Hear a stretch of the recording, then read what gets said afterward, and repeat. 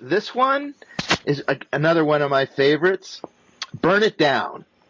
Tell us about Rod Coronado, a mutual friend of ours and a comrade. And this is a very funny video you've done. You're just sitting in front of a gas pump and people come up and start filling their little cans with gasoline, but it doesn't look like they have a vehicle they're going to be, trying to get run again. What inspired you to do this song? And man, I mean, I bet you get a lot of flack for this one from all circles.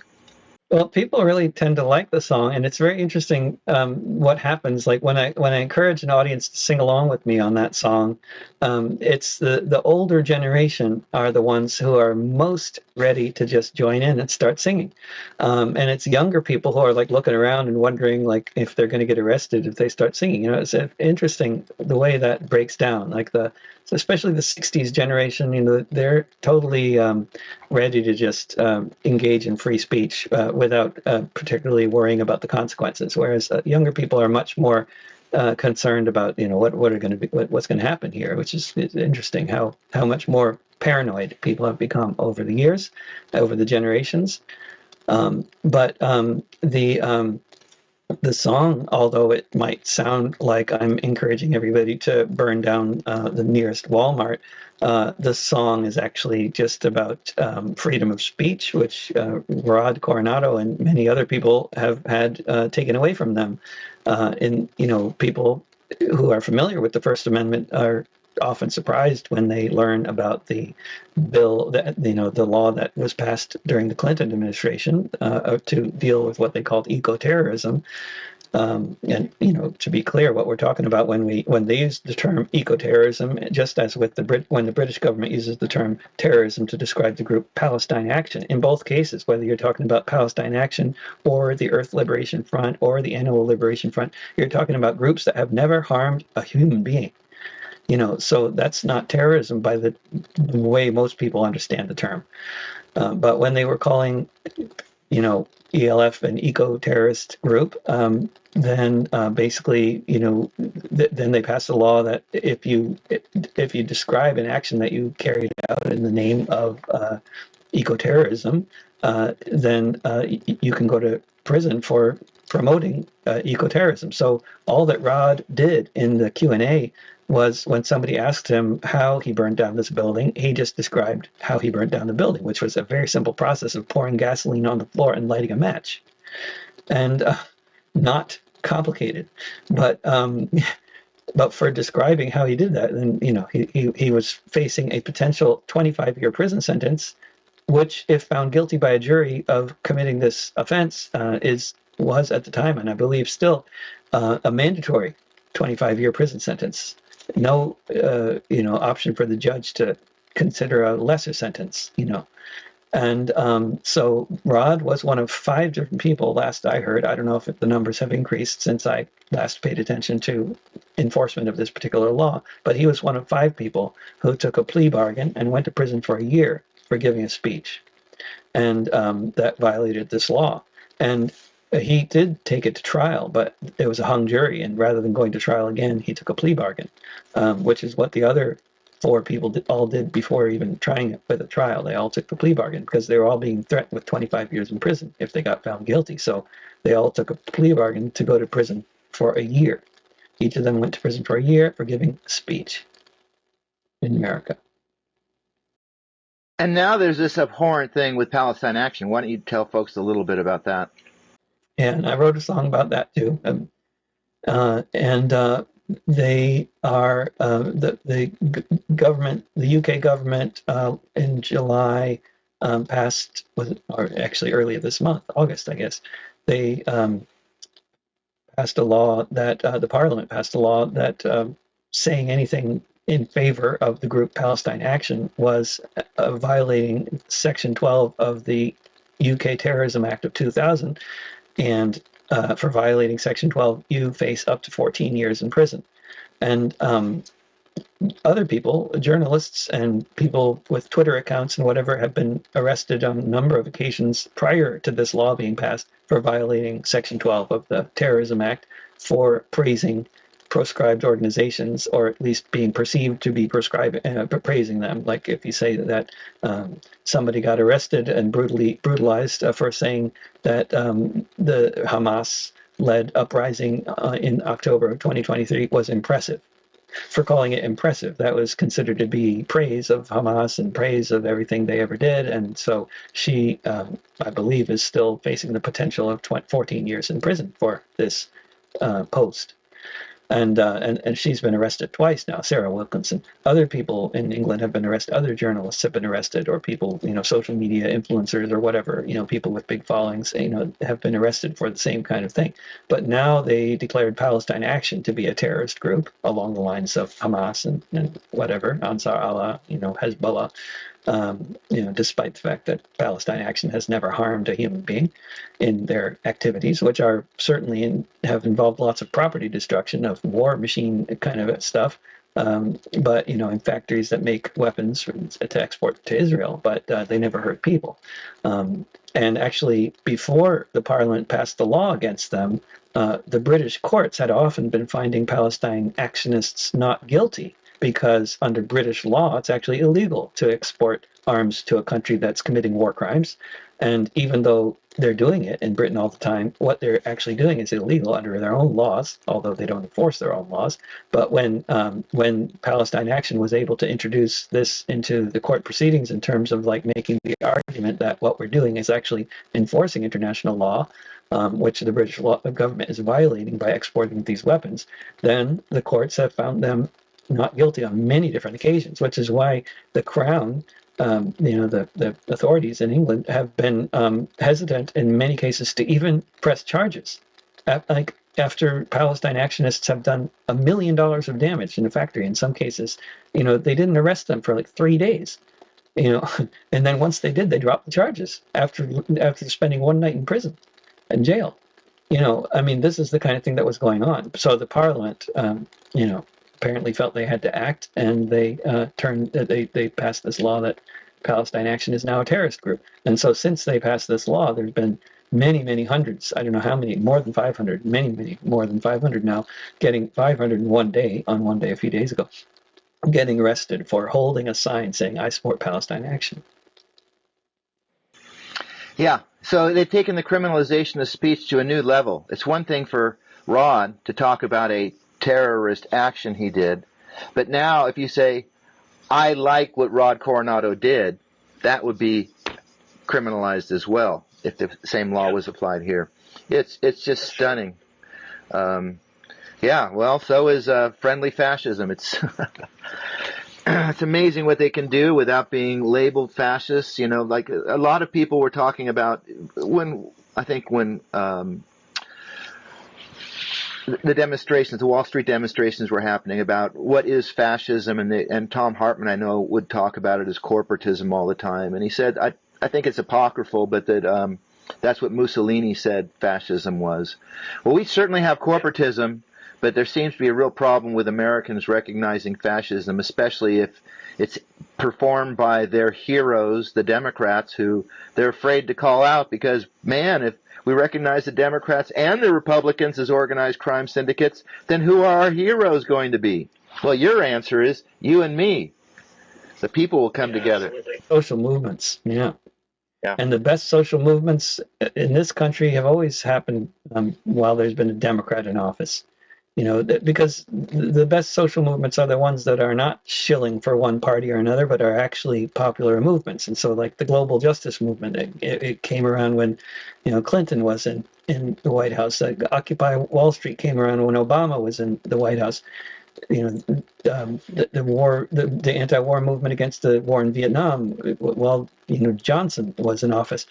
Because they've all been movements that have clearly identified the enemy as the ruling class, not just one of the ruling class parties, but both of them. Both of the rich people that lead. The average Democrat in Congress is wealthier than the average Republican. I did not know that. Yeah, wow. Just a little bit, but yeah. I heard when Pelosi was saying she was against the wealth tax that I think Elizabeth Warren had proposed, her family was worth $80 million at that time. Yeah. I mean, to me, the division isn't between Republicans and Democrats in this country. It's between the people who make a living from owning and those who make a living from working. Absolutely. And this is a distinction that it really needs to be emphasized, because people make this mistake of talking about the middle class, and what they're talking about has nothing to do with the middle. You got the top quintile that really own, like, what, 80% of the country. I mean, this is once you get up to the top quintile, they own everything. There's hardly anybody is a landlord who's not in the top quintile. They represent the entirety of the landlord class. And then of course, as you go up into that quintile, you get up into the 1%, and then the wealth gets so much more concentrated. 1% owns half of the wealth of the country, but once you get to the top 20%, they own 80% of the wealth of the country, leaving all the rest of us to split up that 20%, and then we can all argue about whether some of us are getting screwed even worse by virtue of our race, gender, age, etc. But what we're talking about is the bottom 80% squabbling over the crumbs of the 20% left.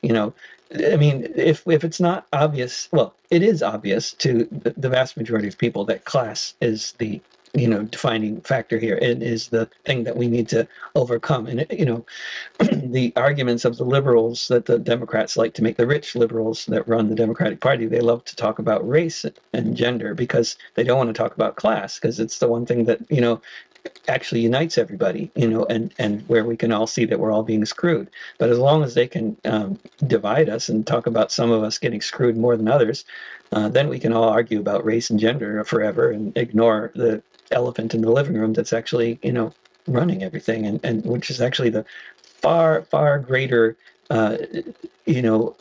phenomenon in terms of division than race or gender could ever possibly be. How can you possibly think about race or gender being anything close to class when 1% of the ruling class of the population owns half of the wealth? There's nothing like that in race or gender. Yeah, and it seems that what Democratic activists need to get real about is recognizing those politicians in their own party who are like the Republicans, fighting for the interests of the plutocracy. Because if you look at how they vote, they all vote the same on the military. They all vote the same with big pharma, with big agriculture, banking interests. But the Republicans have got the anti-abortion people, they've got the guns and the anti-woke stuff, and then the Democratic politicians talk about abortion rights, Black Lives Matter, the rights of illegal immigrants. And they get us all thinking that if they talk about these things, then I should support them. But how they're going to actually make a major change in any of the major issues, the voters don't even really require that of them. And that's why it's so pathetic to try to do any kind of real electoral politics this day. I think Democrats have got to recognize the class war within the Democratic Party and engage in ousting the plutocratic interests from the party, and bring in the Winona LaDukes and people like me, and Ralph Nader would have been a great one to get in there, and Aaron Brockovich. It's a nice fantasy. It's a nice fantasy, and it's never going to happen. The Democratic Party, the Democratic Party was the party that supported the Southern, the Confederacy in the Civil War. That's the origins of the Democratic Party. The Democratic Party is the party of the white man. That's how they build themselves for the first 100 years of their existence. And then since then, they've tried to build themselves as the intersectional party of yada, yada. But the Democratic Party is just the party of the other party of the rich, and they've always been the other party of the rich, and they've never been anything different from that. But they like to, play with the idea of having the progressives on their side and being like slightly more in favor of social spending. Supposedly, the average Democrat today isn't anything close to as progressive as the average Republican was 60 years ago. I mean, under Eisenhower, the highest tax bracket for the rich was 91%. I mean, it's Democrats today aren't anything close to as progressive as Nixon was, on those issues, on economic issues, on social spending. Nixon was far more progressive than Bill Clinton, or any Democrat in power since. Of course, I would love to, given the options, I'd certainly love to see, Bernie Sanders get elected president or AOC, compared to the rest of the party, but it's not going to happen. And I think the sooner we give up on the Democratic Party and form extra parliamentary social movements, the better, because actually that's how change has always happened in this country. It's never happening because of who we elect. It's happening because of what's going on in the streets. And that's what impacts both parties. And that's why both parties are generally acting in unison. Both parties supported the New Deal in the 1930s. Both parties supported increased social spending in the 1960s to deal with the all the riots and everything. That was one of the things that both parties were supporting at that time. Both parties supported that 91% tax bracket. If it hadn't been both parties, it wouldn't have happened. It's both parties supported dropping the atom bomb on Hiroshima. Well, and it was one party that did it, and it wasn't the Republican Party. Oh, no, that's right. And it wasn't George W. Bush who was the first president to lie us into war. LBJ did it. Every war the U.S. has ever been in was started by lying about their intentions. Every one of them, without exception. I just don't think that we can influence any of those people from the outside, although that is where we have to have a viable, powerful set of, social movements. I mean, we've got enough diversity that it's not just one big people's movement anymore. But the major things with the climate and stuff, I don't know how we're going to do what we have to do unless somehow we get a good chunk of people, our kind of people, into Congress. And I think the Green Party has shown over 40 years that it can't do it in America because of our system, the way it was able to do it in parliamentary systems in Europe and other places in the world. I often talk about that, especially with both Europeans and Americans, because I spend a lot of time in both continents, and there's a lot of people, a lot of radicals of whatever sort of ilk, who tend to think that capitalism is all the same everywhere, and that is just not the case. In Europe, capitalism is a whole different beast, and there's a lot of historical reasons for that. A lot of it has to do with the rebellions in 1848. A lot of it has to do with the fact that they never had slavery, and they have much less of these kinds of historical divisions around race, so that people were much more able to focus on class. But for a whole variety of reasons, including, of course, World War I and World War II being fought in Europe, there was a lot of reasons why democracy has done so much better in Europe than it has in the United States. But it is a very important distinction that I would make, that although the main two ruling parties tend to dominate in European politics as well, very similarly to the way it happens here. In Europe, there's in many countries in Europe, there's actually the actual possibility of a third party actually winning, and this does happen sometimes, and that keeps the other parties much more on their toes than here, where it's obviously like a duopoly of rich people, whereas there can actually be an authentic third party, like a real working class third party. There are those parties in Europe, and they do become influential in various parliaments, and they do take over entire cities, often. And it's a real multi-party system in Europe, and it's really distinct, just distinctly different and distinctly better than the U.S. system. Yeah. By the way, in 1982, I was in the Citizens Party. We were starting the first Green Party, and in 1980, with Barry Commoner, and then 82, Gore Vidal was running for Senate against Jerry Brown, and so the San Diego County Citizens Party became the Gore Vidal for Senate Committee, and we took him around, and he was pushing for the United States to develop into a parliamentary system, which we thought was a grand idea if we ever wanted to get the Citizens Party or Green Parties in there.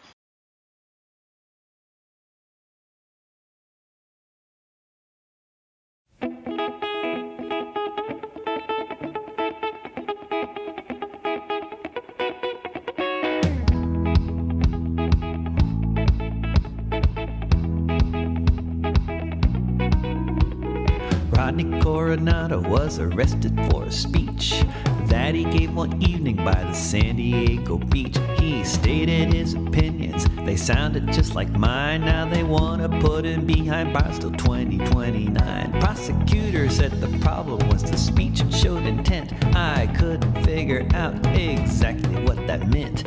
You can't describe an action, say you thought that it was swell. So what'll happen when we sing this? Who the heck can tell?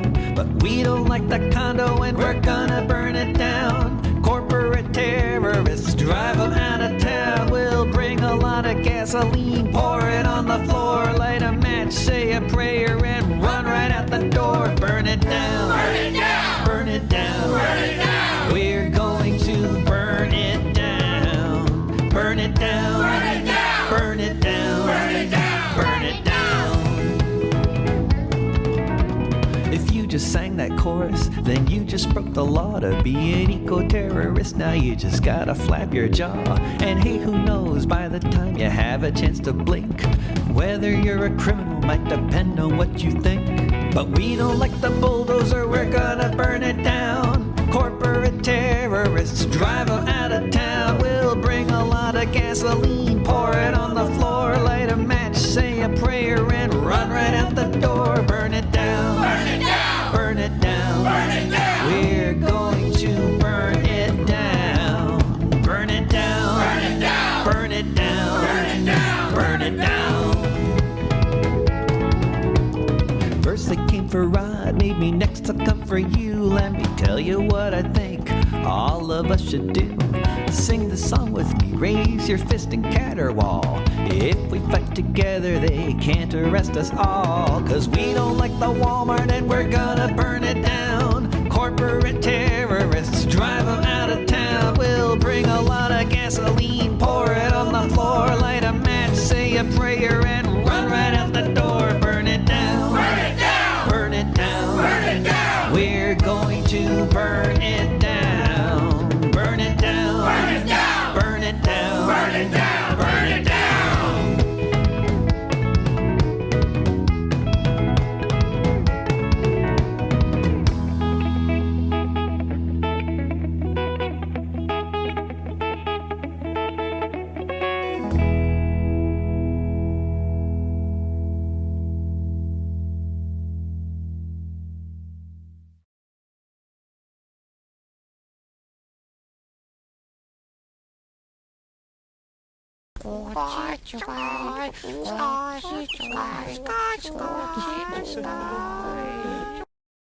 Do you want to talk about Chris Chandler making your videos? Yeah, and I think of the videos that are in this collection of videos, he made the one about New Orleans and the one about Occupy Wall Street, Stay Right Here, and The Last Lincoln Veteran. And Chris, I first met Chris in the early 90s when we were both busking on the streets of Boston, and he was busking a lot more. I was more like hanging around listening to the buskers. I started becoming a full-time busker a few years after that. And busker, by which I mean street music, if there's any Americans who don't know that term. But then he brought me to the first gathering of the People's Music Network I ever went to, and that's how I met Pete Seeger and all kinds of wonderful folks. And then 1996, I believe it was, or 7, I can't remember.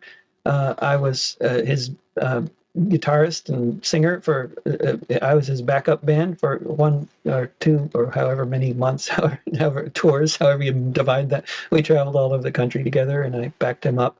Then when I was recording and writing my own songs along the line, I had already noticed that he had great video skills because he was doing video stuff with his own poems, and I asked him to, I guess I hired him at a similarly dismal rate of pay as with Bjorn Magni to make videos, and he made a bunch of really good ones. Yeah, you've got a great collection here from all those different people. I've enjoyed every single one of them. The real game changer in a way, environmental horror in the United States in modern times. New Orleans, where you could see everything wrong with America in just that one situation. Tell us about your approach to singing about Katrina and New Orleans. I mean, I just tried to paint the picture in that song about what was going on. And at the time I wrote the song, it was all happening. It wasn't over, it was happening. And I wrote the song actually in a hotel room in Beirut, Lebanon. I had something in common with George W. Bush. We both flew over New Orleans. He was on his way to a fundraiser in California, and I was on my way to tour Lebanon and Jordan and the West Bank. I got to New Orleans a few months later and saw the writing on the chalkboards of the people that were listing their names, thinking they'd likely die, and at least people would know who was here before they died. And, you know, such a dismal situation that was so exacerbated by the authorities preventing people from rescuing others and just letting them drown. They seemed to be treating the whole of New Orleans like it was like a potential riot zone rather than a place full of people that needed to be rescued. It was such a blatantly racist reaction to a tragedy, to a disaster, to climate change, to badly maintained infrastructure, to everything. But they just treated it like like they were like the majority black population of New Orleans was the enemy, rather than American citizens who needed to be rescued from disaster.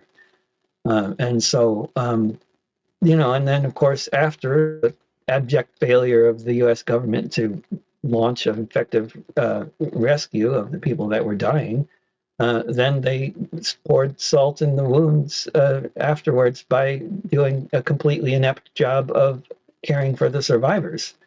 As I'm sure you know, and as a lot of people who were around then knows, the only people serving hot food to the homeless thousands and thousands of people in New Orleans for months was the Rainbow family.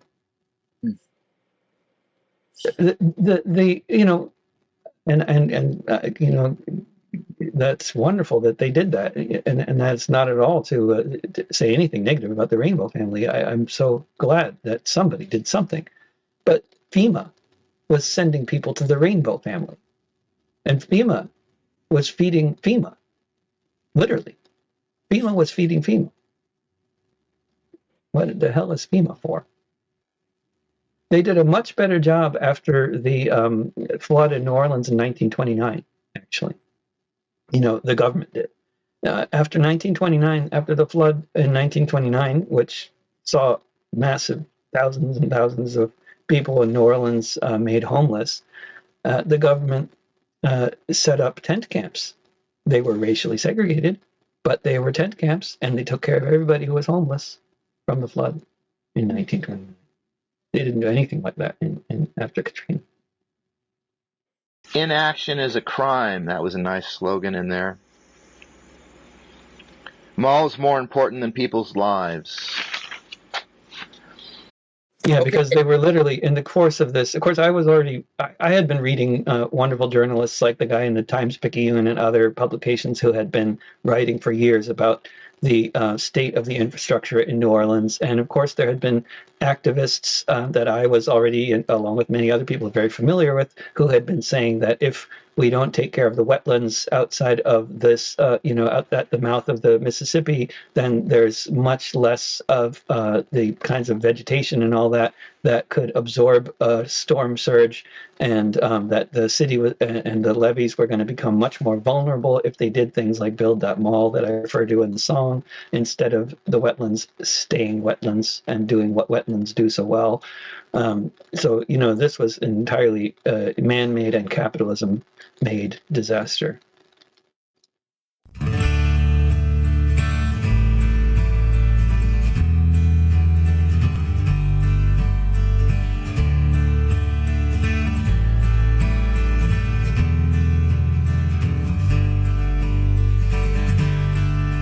Everybody knew that it could happen. The likelihood was clear, the future was coming. Now it's here. They had to fix the levees, 'cause otherwise they'd break. On one side was the city, above it was the lake. It was in the daily papers, in bold letters was the writ, what would happen when the big one hit. But every year they cut the funding just a little more so they could give it to the army to fight their oil war. National Geographic and the Times-Picayune, they forecast the apocalypse, said it was coming soon. Preparations must be made, they said, now is the time. It was years ago, they shouted, inaction was a crime. They said the dikes must be improved and the wetlands must be seen. But Washington decided instead they should be paid, 'cause laws were more important than people's lives. So put some gold dust in your eyes and hope no storm arrives. New Orleans, New Orleans, New Orleans. Years and years of warning, no evacuation plan. It was just that the waters rose. Get out if you can. There were no buses. No one chartered any trains. There was no plan to rescue all of those who would remain. All the people with no money, all the people with no wheels, all of those who couldn't hotwire what that they could steal. Thousands and thousands of people abandoned by the state, abandoned by their country, just left to meet their fate. New Orleans, New Orleans, New Orleans.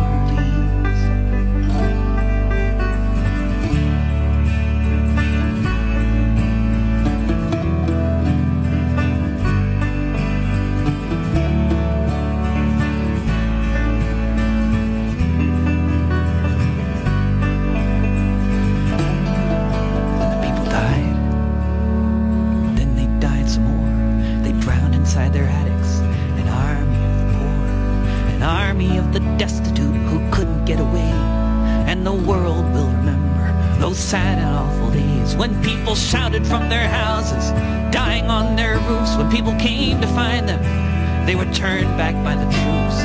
They died there with no water, they died there in the heat. They were shot down by the soldiers for trying to find some food to eat.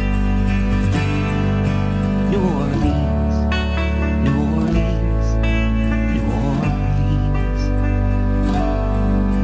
Now the city is in ruins, a massive toxic sea scattered through the nation. 500,000 refugees. Here we are in the richest country on the earth, where the color of your skin determines what your life is worth, where oil is the king, where global warming is ignored, where the very end of life is the place we're heading towards, where it's more than just a metaphor, the flooding of the dike. And if we don't stop this madness, the whole world will be like New Orleans, New Orleans, New Orleans, New Orleans, New Orleans, New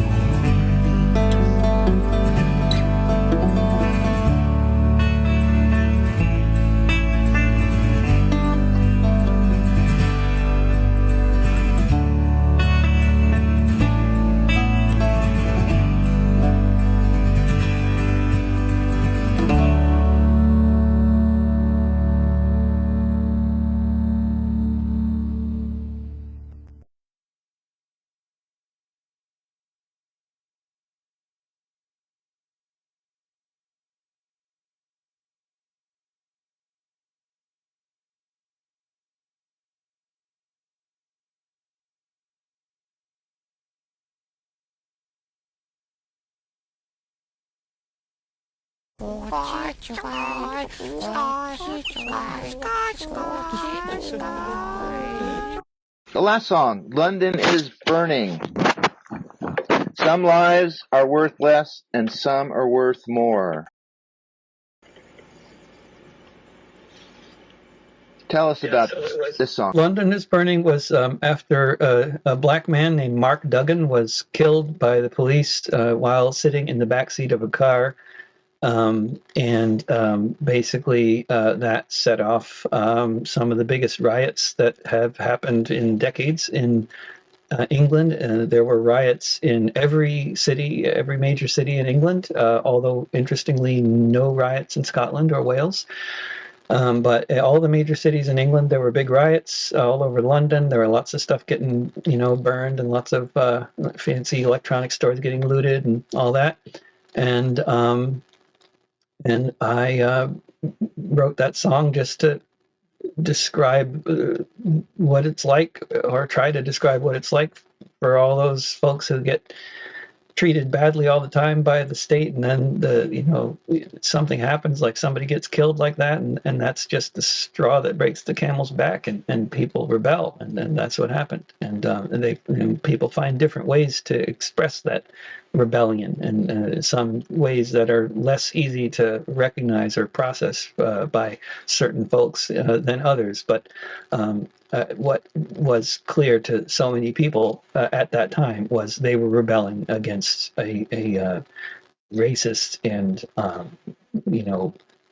also against class oppression as well. But there's sort of major racial overtones to that whole thing, with the fact that Mark Duggan was black, and the fact that, as in so many other countries, black people are disproportionately targeted by police for violence in England, as they are in so many other places.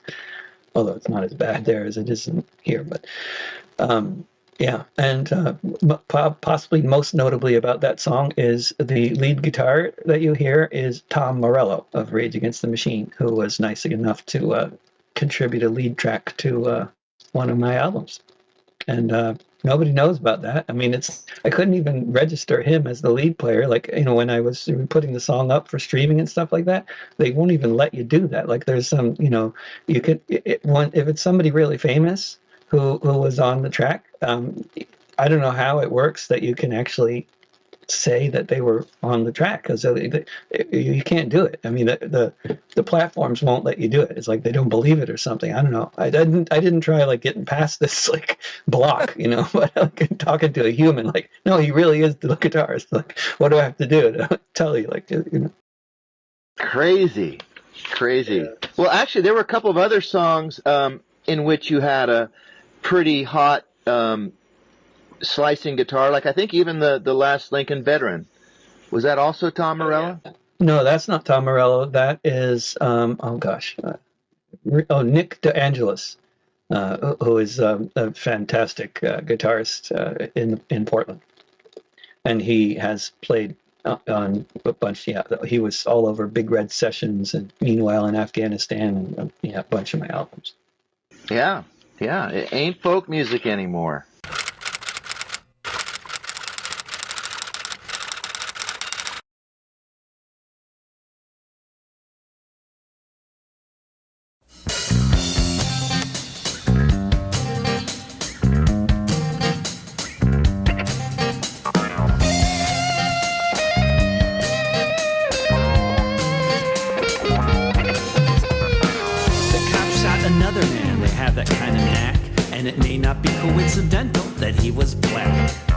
Sitting in his car, they say he might have had a gun. What we know for sure is he had 5 kids, daughters and sons. Now he can't have a family, he'll never see his friends. His neighbors understand what kind of message this sends. Some life is worth less, some life is worth more. You don't have to be a mathematician to know the score. Some people get shot just for being who they are. Some people play with iPads, take vacations, drive in fancy cars. Some people go to universities, some people do not. It depends on where you were born and how much money you got. The government cuts their spending, widening the divide, then reacts with disbelief when they face the rising tide of anger at the cuts of the futures that they rob. With each day so many have to live without a job. Now the flames are getting hotter, maybe coming to your town. London is burning down.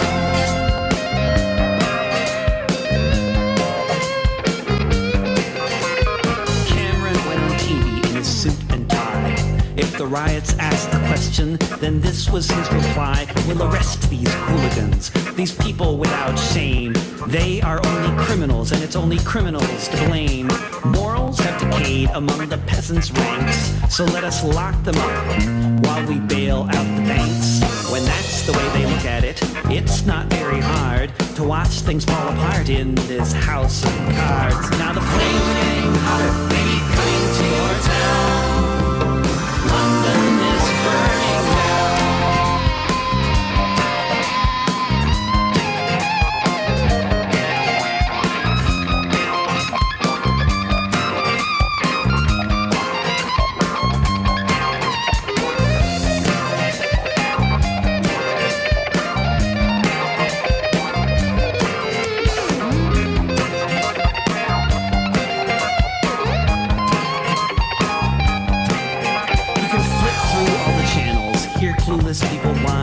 These kids have too much freedom, and all this is just a sign that we need more policemen to teach them some respect. Well, if that's your line, then I know just what you can expect. The class will be repeated until the lesson has been learned. All you need is some injustice to make your cities burn. All you need is the perception, whether or not it's true, that most of us will never live the way you do. Now the flames are getting hotter, maybe coming to your town. London is burning down.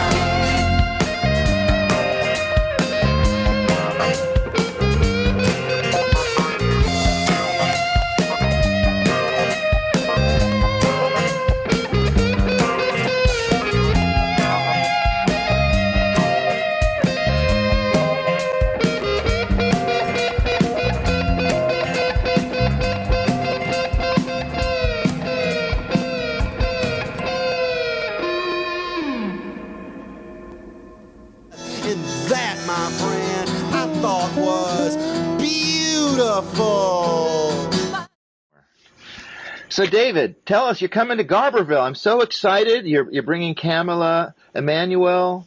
What's the Ministry of Culture? And so what are you doing these days? And what is David Rovics' performance like what's it going to be like in 2026? Yeah, well, I've been doing a lot of, in the past few years, a lot of the touring I've done has been with Kamala, and she's been singing with me and traveling with me in many different parts of the world. And which makes it all much more fun and much more musically interesting.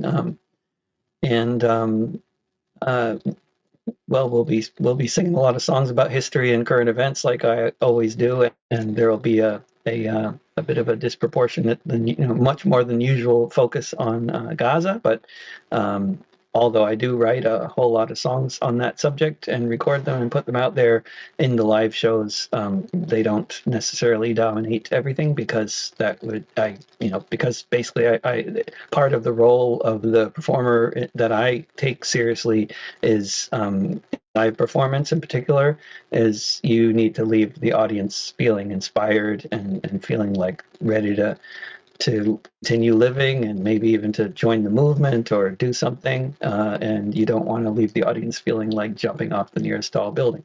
So I tend to work in a lot more sort of funny songs and songs about successful actions and solidarity in the live shows, which are probably less dominant on my recordings, which are often focused a bit more on dismal events that don't have a happy ending. But also on the cool people who are living in those dismal situations and their noble struggles to make things better. Yeah, I have a lot of songs about that. Yeah. And then I just have a lot of songs that are actually just describing horrible events, like, gunning down little children, gunning down little girls and boys, for example, is one of the songs I've written recently, and it's actually one of several dozen songs that I've written about massacring starving children who are trying to get food. This has been happening every day since March 2nd, every day, and before March 2nd too, but every day since then, massacre of starving children. So, I mean, there's so many more songs to be written, but, they don't, there's no silver lining in that. Other than maybe some of the the Gaza Humanitarian Foundation people have become whistleblowers, like that wonderful American soldier who basically spent a few days there. It's like, this is crazy. And, has been speaking to the media and all that. But so we're not going to hear you do all 64 of your Palestine songs. Yeah, that's for sure. Oh my God! I mean, how do you? I mean, it must be extremely unsettling for you to dwell on a topic long enough to craft an artistic song about it, and then you have to live with the songs that you perform. How do you get through all that, David? Are you okay?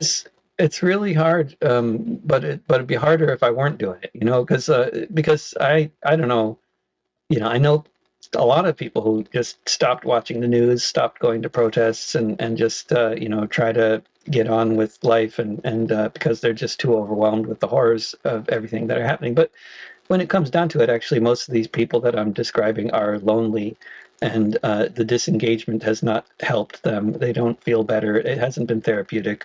What's therapeutic when you already know about the horrors that are happening? What's therapeutic is trying to do something about it, and knowing other people that want to do something about it, and having common feelings, and identifying with other people that feel the same way, community, house concerts, events like the one you're organizing at the Playhouse. This is what people need, and this is what keeps people engaged, not shutting themselves off, so, and I don't know how I would shut myself off. I can't, I've been keeping track of world news since I was 12, and I don't think that's going to change. But as long as I'm writing songs about it, then it makes it a lot easier to deal with than if I am not on a day when I'm not writing a song. Those are the days when I, get close to losing everything, losing my shit.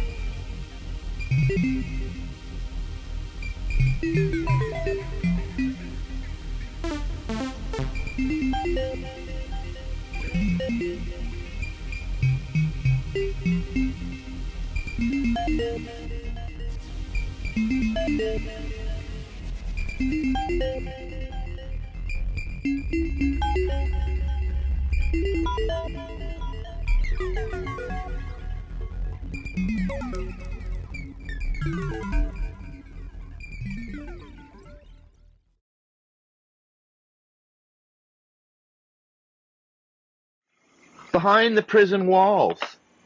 Julian is behind these prison walls. Mm-hmm. Hold on. Ash. Come on, buddy. It's pretty much like a toddler. I asked my veterinarian how old a human cats are like, and he said a 3-year-old. Yeah. Another friend of mine who's really into cats and dogs says a 2-year-old. Yeah, somewhere around there, 2 or 3. Yeah. They're wonderful, though, and aren't really causing a big impact on the planet. Like if I had my own kids.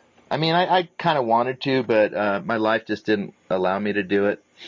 But, when I think about it now, well, when people decide to have kids, I know you decided kind of late. It's like I'm totally with them. They're parents. Okay, that's the reality now, and I don't really get into why people decided to do that. It seems kind of natural, like that's what humans do. It doesn't seem odd to me, but man, everybody. I've worked for years trying to minimize my impact on the planet, and then you realize that every single person. What does this take? Took 11 years to go from 7 billion to 8 billion people, or some such thing like that, and I just. I don't know. This is another thing too. Like, how are your kids handling this reality that they're in? Especially with a dad like you who doesn't brush off reality, who in fact, gets a magnifying glass out. That must be really hard for you as a parent to, try to raise kids whose lives come out of joy and compassion and connection and community. And then there's this whole culture that's monstrous. Yeah, in terms of the whole concept of raising kids, and having kids, I think of it the same way as I think about things like flying in a plane or any number of other activities that we engage in that give us a ridiculously impossibly large carbon footprint. I think, and I make this argument as emphatically as I can, as often as I can, both in songs and in every other way, to try to, with the aim of convincing anybody that actually believes that they can adjust their lifestyle and change anything in the world, to disabuse them of this notion, because the only way forward, I'm quite convinced, has always been now and has forever been collective action. We have to act collectively and collectively decide things like we're going to ground all the planes. And once we decide to ground all the planes, I'll be completely on board with that, and I will stop touring in Europe and Australia and all those other places very happily. But as long as there's business people traveling all around, I'm going to travel around too, to oppose what they're doing.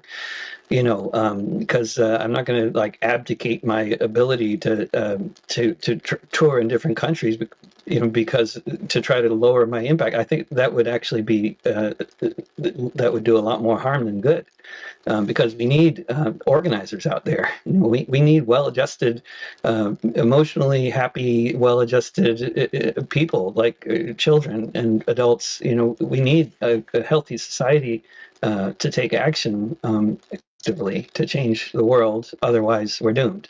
So I think good people who are going to raise good children who are going to potentially turn out to be good activists, or you can't guarantee these things, but we need good parents out there having kids. That's a good thing, and we need it to lower the population in the world. But we're not going to do that by our individual decisions. We're going to do that by changing entire societies, because we already know what causes population growth and what causes countries to have lower their population.